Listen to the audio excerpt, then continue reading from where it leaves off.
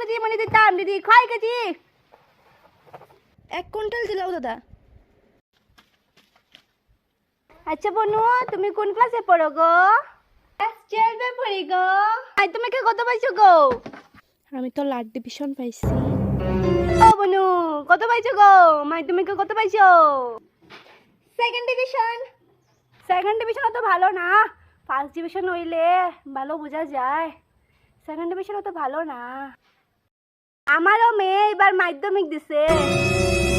আচ্ছা, কত পাইছে?